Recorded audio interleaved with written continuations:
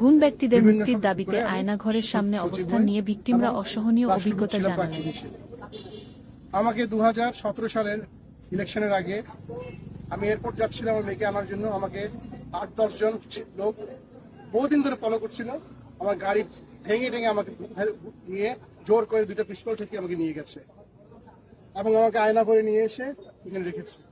আমি যেহেতু সেনাবাহিনীর অফিসার এবং এই ঢাকারই অফিসার, আমি ঢাকা সেনাবাসী ছিলাম, আমি জানতাম কোথায় আমাকে রাখা হচ্ছে এবং সেইখানে প্রচন্ড নির্যাতন করা হতো লোকদেরকে।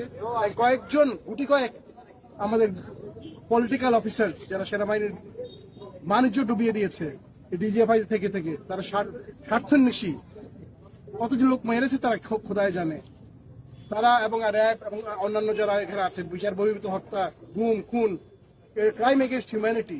আমার দোষ কি ছিল? আমি কোন রাজনৈতিক করিনি কখনো, আমি কোন দলও করিনি, আমি সরকারি কর্মকর্তা ছিলাম একজন। আমার দোষ ছিল যে আমি লেখালেখি করতাম। আমার কলমও কি তারা কন্ট্রোল করবে? আমি তো কোনো বিদ্রোহ করতে বলি নাই, কোনো দেশের এগেইনস্টে করতে বলি নাই। আমি চেয়েছিলাম ন্যায় বিচার। এই ন্যায় বিচারের জন্য কি আমাকে 16 মাস এই ডাঞ্জেনের ডাঞ্জেন মানে কি বলে আয়না করে ফেলে রেখে মাটির তলের মধ্যে একটা অন্ধকার রুমে আমি যে কত ক্ষতিগ্রস্ত হয়েছি ফিজিক্যালি সেটা আপনাদের বলে বোঝাতে পারবো না। শেষ এটা বলবেন, সবার মুক্তি চাই, যারা এগুলো করেছে তাদের বিচার চাই। এরা পুরো জাতির, সেনাবাহিনী সবার জন্য একটা কলঙ্ক। এরা কি কোনোদিনই এদেরকে ছাড়া হবে না, এটাই আমার দাবি। এবং আজকে আমরা বসে আছি, তারা আমাদের মুক্তি দিবে, আমাদের সামনে আনবে, আমাদেরকে রাস্তায় যে চোখ বন্ধে ফেলে দিবে, যেরকম আমাকে ফেলেছিল সেরকম হবে না। জনতার সামনে তারা মুক্তি দিবে সবাইকে।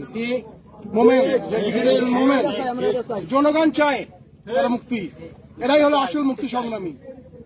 আসসালামু আলাইকুম। আমাকে গুম করে রাখা হয় এখানে, জায়গাটা খুবই কাছে। ওখানে এটা জয়েন্ট ইন্টিগ্রেশন সেল ওইটাকে ডেভেলপ করে তারা আয়নাঘর বানানো হয়। প্রচুর লোক ওখানে আটকানো আছে, মানবতার জীবনযাপন করতে, কান্নাকাটি করতে, বিশ্রী এক অবস্থা। দীর্ঘদিন ধরে কানে রাতে ঘুমাইতে পারে না, টর্চার নির্যাতন চলতেছে, মুখ বন্ধ। এটা তো একটা স্বাধীন দেশে হইতে পারে না। আমরা কারো করা দিন না, কাউকে উঠে নিয়ে রাখা যায় না এইভাবে।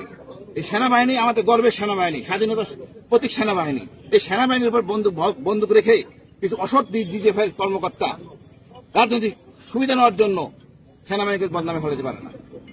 এই লোকদেরকে চিহ্নিত করতে হবে, বিচার আনতে হবে, এবং এদেরকে সবাইকে থাকতে হবে, জবাবদিহির মনে আনতে হবে। আমরা চাই ন্যায় বিচার, শান্তি শৃঙ্খলা। সেনাবাহিনী গর্বের সেনাবাহিনী থাকবে। সেনাপ্রধানের নিরপেক্ষতার জন্য তার অগ্রণী ভূমিকা থাকা দরকার আছে। তার ভূমিকা হলো এটাই যে সে কারণ ছাড়া অতি দ্রুত ছেড়ে দিবে, আর আমাদের কাছে দিবে। ওই রাস্তা নিয়ে ফেলাই দিবে, চোখ বেঁধে, এটা হবে না। এইসব গল্প বন্ধ, 6-9 হবে না। এইখানে আমাদের দিতে হবে, আমরা এখানে যাবো না। আমরাও সেনাবাহিনী অফিসার, অনেক সেনাবাহিনী অফিসার আছে, এগুলো সবাই সেনাবাহিনী সদস্য, এদেশের সন্তান। কিছু অল্প কয়েকজন ডিজিএফআই সদস্যের জন্য আমরা হইতে পারি না।